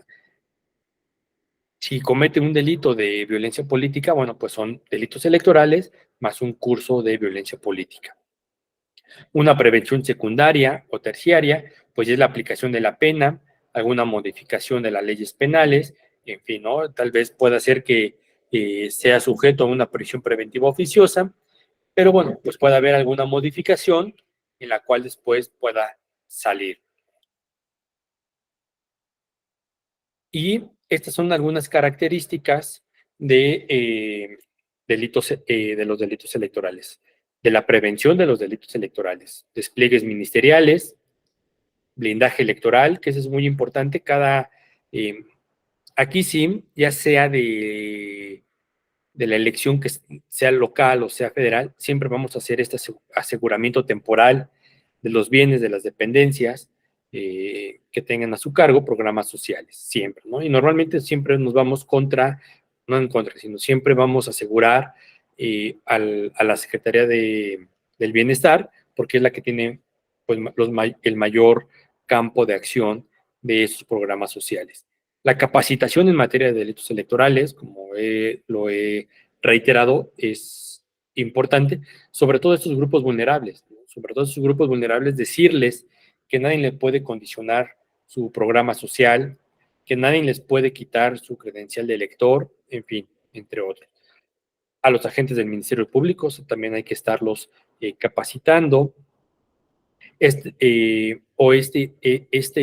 intercambio institucional que hay con el Tribunal Electoral, con ese tipo de diplomados, y en los cuales aportamos estos conocimientos, estas experiencias que hay en materia de delitos electorales.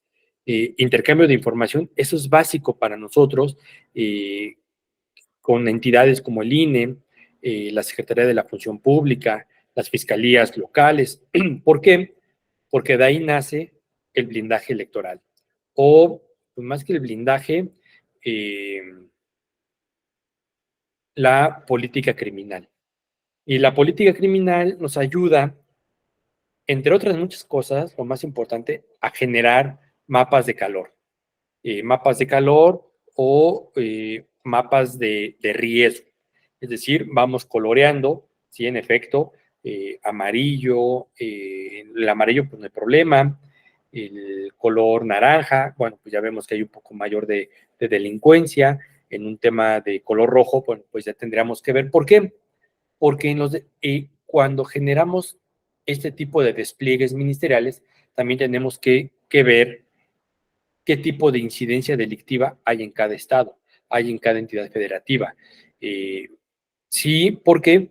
Porque también la delincuencia organizada puede influir en los resultados, puede influir en que no salgan a votar, o como hemos tenido muchos reportes en los que llega gente en algunas camionetas armadas y dicen, ¿saben qué? Pues tienen de aquí a las 3 de la tarde para votar porque después necesitamos que se recojan la casilla, ¿no? Cosas de esa naturaleza. Entonces, por eso es que, y estos mapas de riesgo, estos mapas de calor, pues nos ayudan a eso y algunas otras cosas. Y obviamente, pues los analistas de la información son los que nos generan estos mapas de riesgo. Bueno, pues los despliegues ministeriales son estas estrategias operativas, sustantivas, que genera la Fiscalía para poder llevar a cabo o acercar la actividad ministerial federal especializada en delitos electorales, sobre todo a la ciudadanía. ¿Por qué lo establezco así o por qué lo digo así? Porque la Fiscalía Electoral no tiene sedes en las entidades federativas. ¿Con qué nos ayudamos? Pues con las sedes y las subsedes de la Fiscalía General de la República. ¿Sí? Ahí pueden llegar e interponer su denuncia. Pero ¿qué pasa ahí? Bueno, pues el Ministerio Público recibe la denuncia, hace si es necesario que haga alguna investigación, hará alguna investigación y después generará su acuerdo de incompetencia, nos las manda a nosotros. Bueno, ya, ahí ya pasó un mes y medio, y es muy probable que a lo mejor ya algún indicio se haya desvanecido.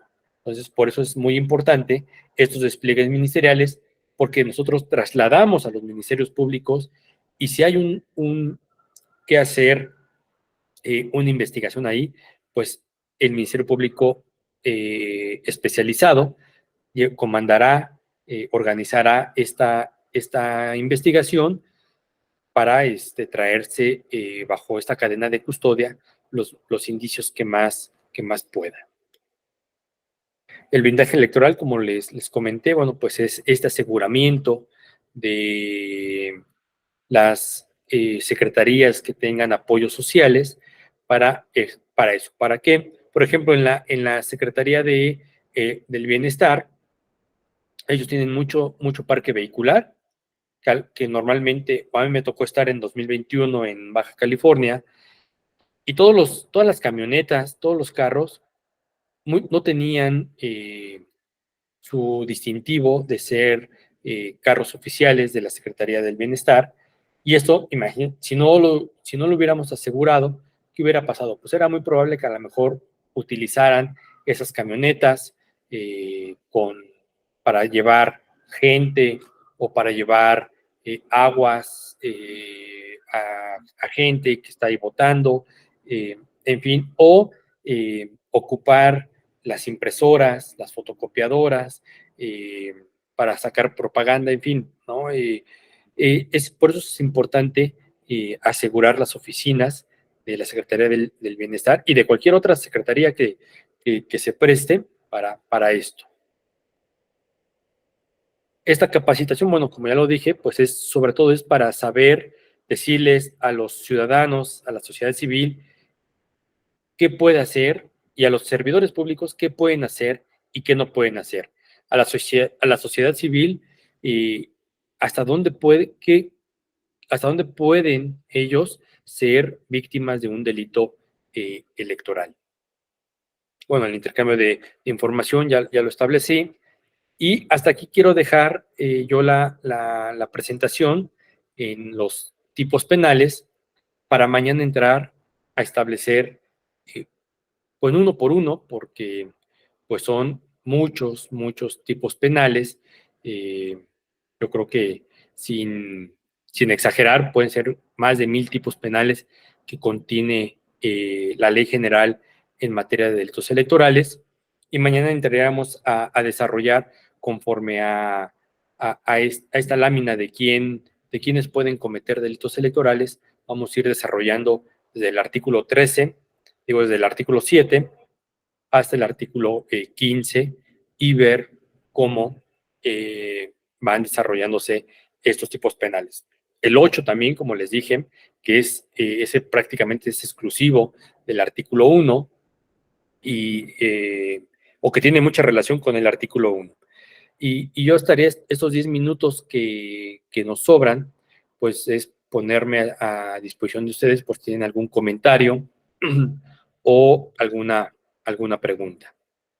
Mientras reviso el chat. Bueno, que lo que nos dijo Luis Rodrigo, que con sus modalidades.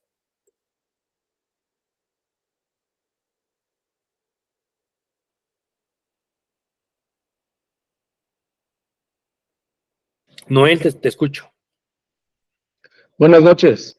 Buenas noches. Buenas noches a todos. Yo me confundí, maestro. Yo tengo entendido que el nexo causal es el nexo jurídico psicológico que une la conducta con el resultado, ¿no? Es decir, que hay que acreditar que el resultado de esa conducta desplegada es delictivo. Usted comentó que el nexo psicológico es el que une la conducta con el tipo penal. Si estoy confundido, acláreme, por favor. Y otra pregunta. Para efectos de hacer responsable plenamente a un candidato independiente, usted comentó que no está regulado en el código ningún tipo penal que pueda alcanzarlos. Yo considero que probablemente se les puede hacer responsable como ciudadanos, no como candidatos, porque si no, estaríamos en el caso de que pues no hay conducta típica, estaríamos vulnerables ante las conductas delictivas de los candidatos independientes. Es cuanto, maestro, muchas gracias. Gracias a ti, Noel. Pues tienes mucha razón, no hay conducta en el tema de los candidatos independientes. ¿Por qué crees que al final del día no pudimos imputarle un delito a Jaime Rodríguez? No hubo un delito como tal. Tuvimos que generar un ejercicio de la acción penal porque no había un tipo penal. Y es cuando hubo estos foros en la Cámara de Diputados, estos foros de participación ciudadana, y me tocó participar ahí, yo les establecí que que era muy padre el tema de la discusión de la reforma electoral y todo eso, pero yo les dije, se les olvidó el sistema punitivo electoral. O sea, si se dan cuenta, en el plan A y en el plan B, nunca contemplaron la ley general en materia de delitos electorales. Y era la oportunidad de generar la inclusión, como les comenté al principio, la inclusión en el artículo 1 de la revocación de mandato y de ahí generar los tipos penales, como se hizo con la consulta popular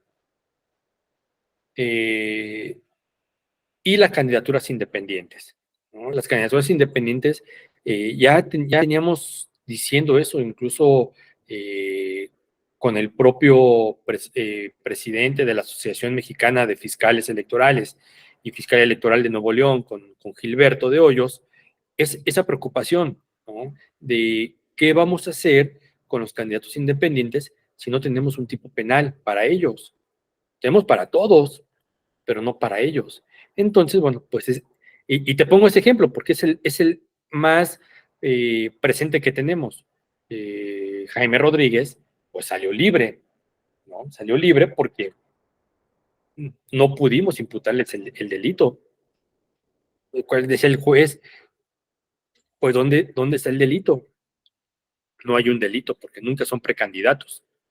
De aspirantes, inmediatamente les genera la calidad de candidatos.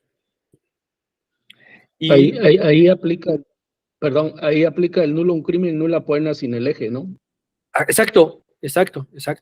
Así es. Entonces, y ahora del día nos conceden una reforma de ese tipo, pues tampoco ya podemos hacerle nada porque ya fue juzgado, ¿no?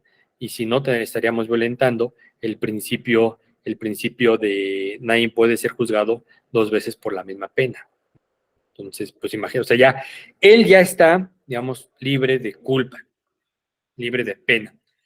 Pero sí es importante establecer este tipo de comentarios. Y por lo que haces referencia al nexo causal, bueno, el nexo causal pues viene desde que ideas, ¿no? Desde tu psique, ¿no? Desde que tú empiezas a organizar este plan mental, este plan psicológico al interior de tu cabeza, y después lo externas, es que si tú lo desarrollas, El intercriminis, maestro. sí, o sea, si tú dices, me voy a robar una casilla, pues está bien, pero si no lo exteriorizas, pues no pasa nada. Es decir, no hay un resultado material o no hay un daño al bien jurídico tutelado. Pero ¿qué pasa cuando tú, esto que ya pensaste en retener una credencial de lector, por ejemplo, eh, tuvimos un caso en el que encontramos a dos sujetos a bordo de una camioneta con X número de credenciales de lector el día de la jornada electoral y con sobrecitos amarillos creo que eran 500 pesos los que tenían los sobres amarillos, no recuerdo bien. Sí, pero que estoy seguro que eran 500 pesos. Y tenían ya como 20 credenciales de lector. Pues ellos seguramente una noche anterior pensaron en que tenían que comprar o darles dinero a las personas y quitarles la credencial de lector. No había justificación legal para hacer eso. Pero ¿qué hubiera pasado si ellos se quedaron en eso, se suben a su camioneta y lo siguen pensando y no hacen nada? Pues no se da ese nexo, ¿no? Sí, claro, no se da ese nexo. Pero la vinculación entonces es del nexo causal, es esa ineludible estrechez entre la conducta y el resultado material. En este caso, pues el resultado material no es un daño, sino sí es un resultado material. Es por eso que establezco que el nexo causal es esta relación de la conducta y el tipo penal. Porque si la conducta tampoco se muestra como tal en el tipo penal, pues no se puede dar este nexo causal. El nexo causal tiene que estar amalgamado al tipo penal y obviamente eso nos va a dar como resultado pues un delito material o un delito de daño o de puesta en lesión. Entonces, no sé si alguien más tenga alguna otra pregunta.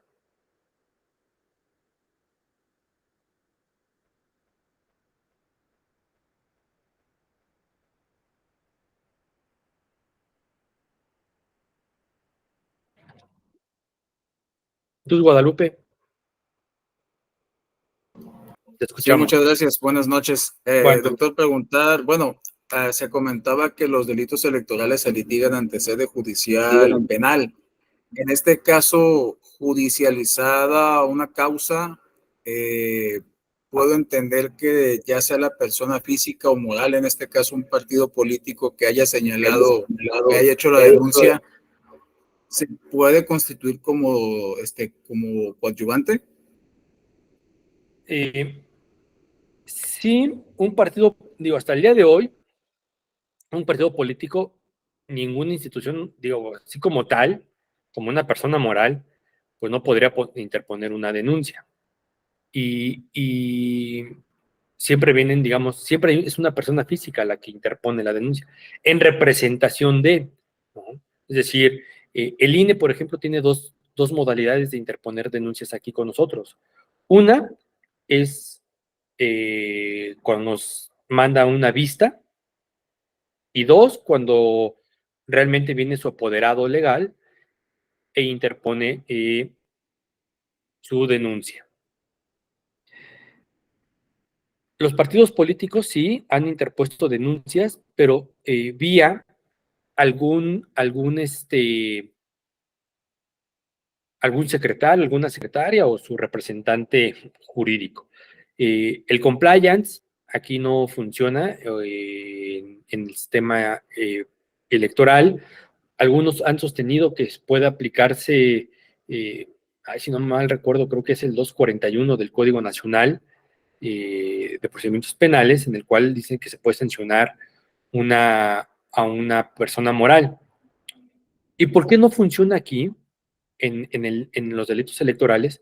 Porque un partido político no es una persona moral como tal. Conforme al 41, es un instituto de interés público, pero no es una persona moral.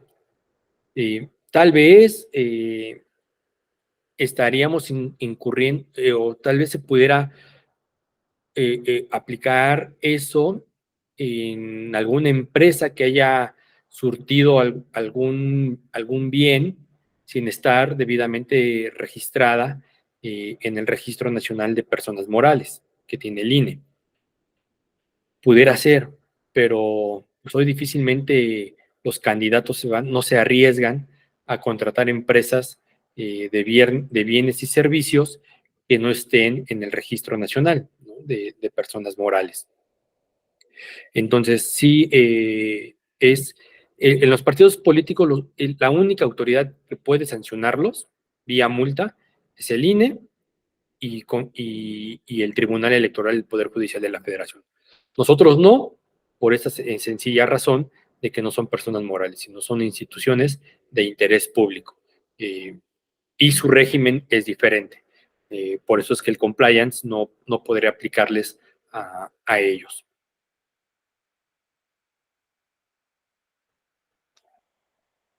Correcto. Bueno, pues Si fuese a través de sus representantes a título de personas físicas, teniendo en cuenta que no son morales, que son entidades de interés público, la duda es, ya en términos del sistema de justicia penal acusatorio, ¿puede tomar parte activa dentro del proceso la parte denunciante, pues, quien sí, claro. recurre en este caso a la FEPADE?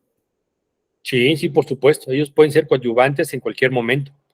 En cualquier momento Muchas ellos gracias. pueden venir y ver la carpeta, cómo ha ido avanzando, es lo que tendría que hacer. Yo por eso, en algunos comentarios que les he hecho a los del INE, es que no nos den vista, porque si nos dan una vista, prácticamente es como un hecho noticioso. Desde mi perspectiva es mejor que el INE, el Consejo General del INE, ordene dar vista, pero vía su dirección ejecutiva o su dirección jurídica, ¿no? Su dirección jurídica, y ellos vengan y presenten la denuncia. ¿Por qué? Porque así, de esa manera, entonces ya nos van a forzar a nosotros de notificarle cualquier determinación que haga el Ministerio Público, ya sea que haga una abstención de investigar o ya sea que haga un no ejercicio. Si hace cualquiera de esas dos determinaciones, al INE, si nos denuncia como tal, si viene su apoderado legal, tenemos, como ya es víctima, el INE ya se considera víctima, tenemos que notificarle.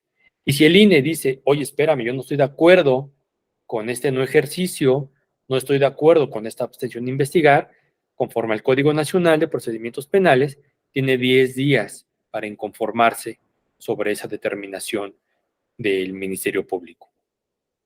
Entonces, así es como, digamos, con la importancia de que vengan a litigar el asunto. Eso es lo que Muchas ustedes gracias, tienen doctor. que hacer si es que van a litigar en algún momento o van a defender en algún momento algún Y eso es para todos los delitos, ¿eh? Esos 10 días es para todos los delitos, no nada más es para un tema electoral, eso es para todos los delitos.